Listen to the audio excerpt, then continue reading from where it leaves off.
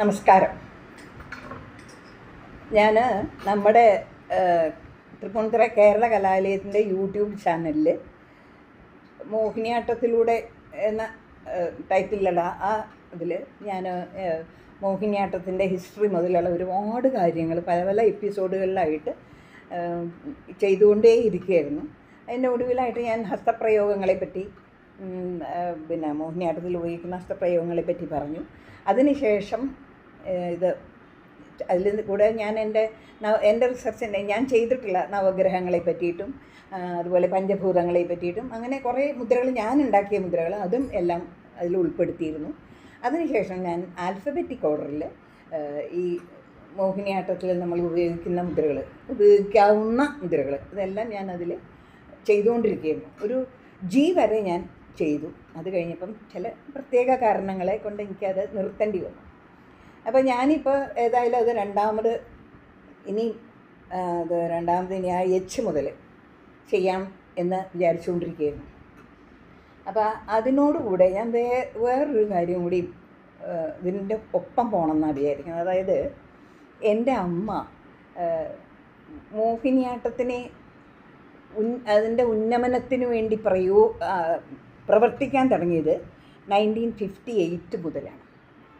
അന്ന് മോഹിനിയാട്ടത്തിന് ഒരു ശാസ്ത്രീയ നൃത്തകല എന്ന് പറയാൻ പറ്റില്ലായിരുന്നു. കാരണം ഒരു ശാസ്ത്രീയ നൃത്തകലാരൂപത്തിന് വേണ്ടതായ പല കാര്യങ്ങളും അന്നത്തെ മോഹിനിയാട്ടത്തിൽ ഉണ്ടായിരുന്നില്ല. അതിപ്പോൾ അടവുകളൊക്കെ വളരെ കുറവായിരുന്നു, ഐറ്റംസ് കുറവായിരുന്നു, അങ്ങനെ എല്ലാം ഒരു വേണ്ടത് പലതും അതിലില്ലായിരുന്നു. അപ്പോൾ അമ്മ ആദ്യമായിട്ട് അതിന് വേണ്ടിയിട്ട് കുറേ അടവുകൾ ഉണ്ടാക്കി, കുറേ അധികം ഐറ്റംസ് ഉണ്ടാക്കി, തിയററ്റിക്കലായിട്ടുള്ള ഒരുപാട് കാര്യങ്ങൾ ശ്ലോകങ്ങളിലൂടെയും എല്ലാം അമ്മയുടെ ഒരുപാട് കോൺട്രിബ്യൂഷൻസ് ഉണ്ട് അമ്മയുടെ. അപ്പോൾ അതിന് വേണ്ടിയിട്ടാണ് അമ്മ ഇങ്ങനെ പരിശ്രമിച്ചുകൊണ്ടിരിക്കുന്നതിൻ്റെ ഇടയിൽ അമ്മയ്ക്ക് മനസ്സിലായത് പിന്നെ നവരസങ്ങൾ അന്നത്തെ മോഹിനിയാട്ടത്തിൽ ഉണ്ടായിരുന്നില്ല. നവരസങ്ങളിൽ ചില രസങ്ങൾ മാത്രം ഉപയോഗിച്ചിരുന്നു.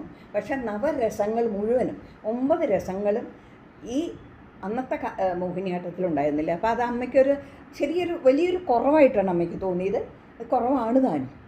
അപ്പോൾ അതുകൊണ്ട് നവരസങ്ങളെ ഉൾപ്പെടുത്തിക്കൊണ്ട് എന്തെങ്കിലും ഒരു ഇനം ശരിയാക്കണം എന്ന ഉദ്ദേശത്തോടെയാണ് അമ്മ ഒരു ചെറിയ പദം, വരിക സഖി എന്നൊരു പദം എന്ന് പറഞ്ഞാൽ ഒരു ഇനമാണ്, നൃത്തത്തിൻ്റെ കച്ചേരിയിലെ ഒരു ഇനമാണ്. അതായത് ആദ്യത്തെ ഇനം ചൊൽക്കെട്ട്, പിന്നെ ജതിസ്വരം, പിന്നെ വർണ്ണം, പിന്നത്തത് പദം, പിന്നെ തില്ലാന, ശ്ലോകം, സപ്തം, ഇങ്ങനെയാണ് ഒരു കച്ചേരി പോണത്. അപ്പോൾ അതിൽ വർണ്ണം കഴിഞ്ഞിട്ടുള്ള ഇനമാണ് പദം. അപ്പോൾ ഈ പദത്തിലൂടെ നവരസങ്ങളെയും കൊണ്ടുവരണം എന്ന് വിചാരിച്ചിട്ട് അമ്മ രചിച്ചതാണ് വരിക സഖി എന്ന പദം. ഈ പദം ശരിക്കും ഒരു 10 മിനിറ്റേ ഉള്ളൂ. അപ്പോൾ ഈ പദം ഞങ്ങളുടെ ഒരുപാട് കുട്ടികളെ ആദ്യമായിട്ട് അഭിനയം പഠിപ്പിക്കുന്നത് ഈ പദത്തിലൂടെയാണ്. അതായത് ചൊൽക്കെട്ടും ജതിസ്വരവും കഴിഞ്ഞിട്ട് വർണ്ണത്തിന് മുമ്പേ ഈ പദമാണ് കുട്ടികളെ പഠിപ്പിക്കുന്നത്. കാരണം അവരുടെ മുഖത്ത് ശരിയായിട്ടുള്ള അഭിനയം വരുത്തുന്നതിന് വേണ്ടിയിട്ട്.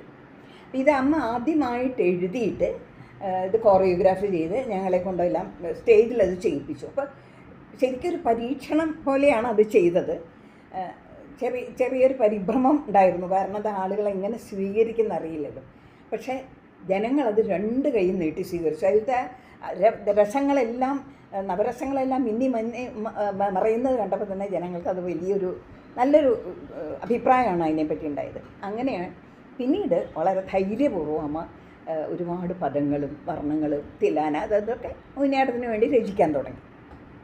ഞാൻ പറഞ്ഞു വന്നത്, അമ്മ എഴുതിയ പദമാണ് ഇത്, അല്ലെങ്കിൽ അമ്മയുടെ ഉദ്ദേശം എന്താണ്, ഇതൊന്നും അറിയാണ്ടെയാണ് തോന്നുന്നുണ്ട് പലരും ഈ ഇനം യൂട്യൂബിലോ ഒക്കെ ഇങ്ങനെ ചെയ്യുന്നത് ഞാൻ കണ്ടിട്ടുണ്ട്. അത് കണ്ടപ്പോൾ എനിക്ക് തോന്നി അമ്മയുടെ ഉദ്ദേശം ഇതിൽ നടക്കുന്നില്ലല്ലോ. അപ്പം ഞാൻ വിചാരിച്ചു ഇത് നമ്മൾ ഒന്ന് യൂട്യൂബിൽ ഇങ്ങനെ ചെറിയ ഓരോരോ എപ്പിസോഡുകളിലായിട്ട് ഇടുകയാണെങ്കിൽ ഇവിടുന്ന് പഠിച്ചു പോയ കുട്ടികൾക്കും ഉപകാരം ഉണ്ടാവും, ഇവിടുന്ന് കുറേ വിദേശികൾ വന്ന് പഠിച്ചിട്ടുണ്ട്, അവർക്കും ഇത് ഉപകാരമാവും. അങ്ങനെ ചെയ്യാം എന്ന് വിചാരിച്ചു. ഈ പദത്തിൻ്റെ സന്ദർഭം എന്താണെന്ന് വെച്ചാൽ, നായിക അവളുടെ കൃഷ്ണനോടുള്ള പ്രേമത്തെ കൃഷ്ണനെ അറിയിക്കുന്നതിനായിട്ട് ഒരു സഖിയെ അയക്കുകയാണ്. ആ സഖിയുടെ തിരിച്ചു വരവിനെ അവൾ കാത്തിരിക്കുന്നു. എന്നിട്ട് വളരെ ആകാംക്ഷയോടുകൂടി അവൾ വരുന്നത് കണ്ടപ്പോൾ വളരെ ആകാംക്ഷയോടുകൂടി ഓടി അവളുടെ അടുത്തേക്ക് ചെന്നിട്ട് ചോദിക്കുകയാണ്, എൻ്റെ പ്രേമത്തെപ്പറ്റി നീ അദ്ദേഹത്തെ ശരിക്കും അറിയിച്ചില്ലേ? അദ്ദേഹം അത് കേട്ടപ്പോൾ അദ്ദേഹത്തിൻ്റെ ഭാവം എന്തായിരുന്നു? അദ്ദേഹത്തിന് സന്തോഷമാണോ ഉണ്ടായത്, അതോ അദ്ദേഹം ദേഷ്യപ്പെട്ടോ, അതോ ഹാസ്യമായിരുന്നോ ഉണ്ടായത്? ഇങ്ങനെ ഇവളുടെ ഈ ചോദ്യത്തിലൂടെയാണ് ഈ 9 രസങ്ങളെയും കൊണ്ടുവരുന്നത്. അതല്ലാതെ ഒരു നായിക, ഒരു അഷ്ടനായികയിലുള്ള ഒരു നായികയുടെ അങ്ങനെ ഒരു വിചാരമേ ഉണ്ടായിട്ടില്ല ഇതിൽ. അതായത് നവരസങ്ങളെ കൊണ്ടുവരണം, അത് മാത്രമായിരുന്നു ഉദ്ദേശം. അങ്ങനെയാണ് ഇത് കൊണ്ടുവന്നിരിക്കുന്നത്. അപ്പോൾ ഇതിൻ്റെ സ്ഥായി ഭാവം എന്ന് പറയാൻ വേറൊന്നുമില്ല, ഉത്കണ്ഠയാണ്. അവൾ ഉത്കണ്ഠയോടുകൂടി പറയുന്നത്. അപ്പോൾ സ്ഥായി ഭാവത്തിൽ പെടാത്ത അവളുടെ ഭാവം, അപ്പോഴത്തെ അവൾക്കുണ്ടായിരുന്ന ആ ഭാവം, അത് ഉത്കണ്ഠയായിരുന്നു. എന്തായിരുന്നു എന്നുള്ള ആ ഉത്കണ്ഠയായിരുന്നു.